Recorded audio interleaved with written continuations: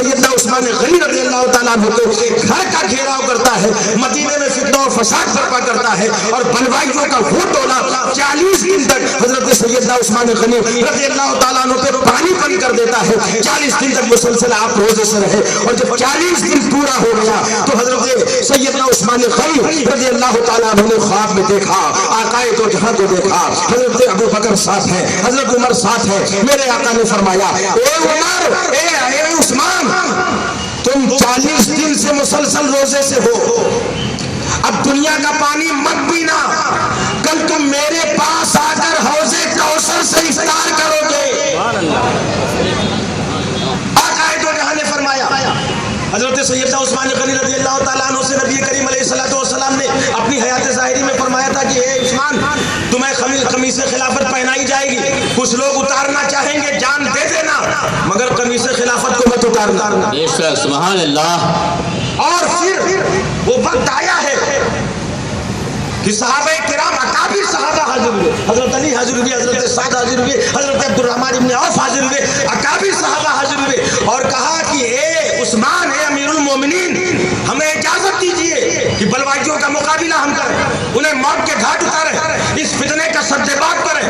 آپ نے فرمایا نہیں، یہ مدینہ میرے رسول کا شہر ہے، جہاں میرے نبی کے قدم ناز پڑے ہیں، عثمان کو یہ گوارا نہیں ہے کہ یہاں خون ریزی ہو، عثمان اپنی جان قربان کر دے گا، مگر مدینہ رسول کی میں حرمت نہیں ہے۔ سبحان اللہ، سبحان اللہ۔ ان لوگوں نے کہا کہ امیر المومنین تو پھر خلافت سے دستبردار ہو جائیے تاکہ یہ فتنہ ختم ہو جائے۔ تو سیدنا امیر المومنین عثمان غنی نے کہا تھا، مجھے آقا کا فرمان یاد ہے، میرے آقا نے فرمایا تھا عثمان تمہیں قمیص خلافت پہنائی جائے گی، کچھ لوگ اسے اتارنا چاہیں گے، مگر اے عثمان جان دے دینا، اس قمیص خلافت کو مت اتارنا۔ میں اس لیے صبر کر رہا ہوں کہ میرے آقا کا فرمان صادق آنے والا ہے۔ اور پھر واقعی میں ایسا ہوا کہ جناب عثمان غنی رضی اللہ تعالیٰ عنہ نے جان دے دی ہے، مگر نہ غلاموں کو تلوار چلانے کی اجازت دی، نہ اپنی فوج کو تلوار چلانے کی اجازت دی۔ اور پھر آقا نے فرمایا تھا عثمان، جب تمہیں قتل کیا جائے گا تو تمہارے خون کا پہلا قطرہ آیت کریمہ فَسَيَكْفِيكَهُمُ اللَّهُ پہ گرے گا۔ اللہ ہی کافی ہے عثمان کے دشمنوں سے بدلہ لینے کے لیے، اس لیے کہ حضرت عثمان غنی رضی اللہ تعالیٰ عنہ جب پانی بند ہوا تو دریچے پر کھڑے ہو کر بلوائیوں کو مخاطب کر کے کہتے ہیں، کیا تم بیر روما کا واقعہ بھول گئے کہ میرے آقا نے بیر روما کے بدلے میں مجھے جنت کی بشارت کی تھی؟ نبی نے بیر روما کو خرید کر مسلمانوں کے لیے وقف کرنے کے بدلے میں میرے ہاتھوں پہ جنت بیچی تھی۔ کیا تم بھول گئے کہ جیسے اسرا کے موقع پر اللہ کے حبیب نے اسرا کے اس جنگ میں اپنے مال کو راہ مولا میں خرچ کرنے کے بدلے میں جنت میرے ہاتھوں پہ بیچی تھی؟ کیا تم بھول گئے کہ مسجد نبوی کی توسیع کے لیے جب میں نے زمین لے کر آقا دو جہاں کی بارگاہ میں حاضر ہو کر اسے وقف کیا تھا تو بدلے میں اللہ کے رسول نے مجھے جنت کی بشارت دی تھی؟ کیا تم بھول گئے کہ نبی نے میرے ہی بارے میں فرمایا تھا لِكُلِّ نَبِيٍّ رَفِيقٌ وَفِي الْجَنَّةِ رَفِيقٌ عثمان، ہر نبی کا کوئی نہ کوئی ساتھی ہوتا ہے اور میرا ساتھی جنت میں عثمان ہوگا۔ کیا تم بھول گئے ہو مجھ پر تم نے پانی بند کیا؟ اتنے میں ایک بلوائی نے آگے بڑھ کر آپ کے عصا مبارک کو لیا اور اپنے گھٹنے پر مار کر اسے توڑا۔ تاریخ بولتی ہے اسی وقت اس کے گھٹنے میں پھوڑا پیدا ہوا اور دن ڈھلتے ڈھلتے اس کا پورا جسم گل جاتا ہے اور موت کے گھاٹ اتر جاتا ہے۔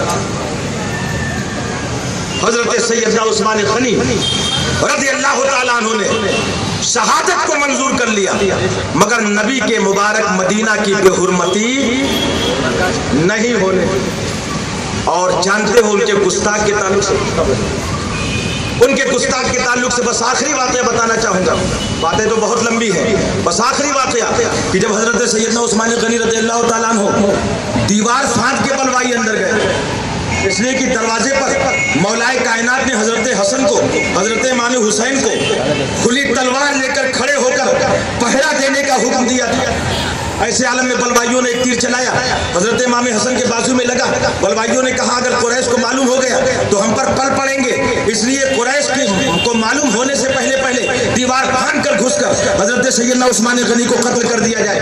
چنانچہ جب بلوائی آئے ہیں، ان میں سے ایک صاحب آگے بڑھے، آپ کی داڑھی مبارک کو پکڑا تو حضرت عثمان غنی نے ارشاد فرمایا تمہارے باپ اگر دیکھتے تو انہیں کتنا دکھ ہوتا۔ شرمندہ ہوئے واپس چلے گئے، مگر اس میں سے ایک بلوائی ایسا تھا جو مصری تھا، اس نے آگے بڑھ کر آپ پہ تلوار کا وار کرنا چاہا۔ حضرت سیدنا عثمان غنی رضی اللہ تعالی عنہا کی بیوی حضرت نائلہ بیچ میں حائل ہوتی ہیں تو اس نے آپ کی زوجہ محترمہ حضرت نائلہ کے چہرے پہ تھپڑ مارا۔ حضرت سیدنا عثمان غنی رضی اللہ تعالی عنہ غضبناک ہو گئے، بارگاہ مولا میں عرض کیا اللہ تجھے ہاتھوں سے محروم کرے، تجھے پیروں سے محروم کرے، تجھے آنکھوں کا اندھا بنا دے اور تجھے جہنم میں جھونک دے۔ دعا کی تھی حضرت عثمان نے، یہ بد دعا کی تھی۔ جانتے ہیں ملک شام میں تاریخ میں آتا ہے ایک شخص کو دیکھا گیا کہ وہ برابر صدا لگا رہا، اے لوگو مجھے جہنم سے کوئی بچا نہیں سکتا، میں جہنمی ہوں، اللہ مجھے معاف کرے، مگر میں جانتا ہوں اللہ مجھے معاف نہیں کرے گا۔ ایک امام ہے، قریب جاتے کہتے تو رحمت الہی سے مایوس کیوں ہے؟ اس نے کہا میری تاریخ تمہیں شاید معلوم نہیں۔ کہا کیا تاریخ ہے تمہاری؟ کہا میری تاریخ یہ ہے کہ سیدنا عثمان غنی رضی اللہ تعالیٰ عنہ کے گھر کو بلوائیوں نے جب گھیرا تھا تو میں بھی اس میں حصہ تھا، اور جب دیوار کو پھاند کر قتل کرنے کے ارادے سے ان کے گھر میں داخل ہوا گیا تھا تو میں بھی ساتھ میں تھا، اور میں نے ان کی بیوی نائلہ کے چہرے پر اپنے ہاتھ سے تھپڑ مارا تھا۔ حضرت سیدنا عثمان غنی کا غضبناک چہرہ آج بھی میری آنکھوں میں ناچتا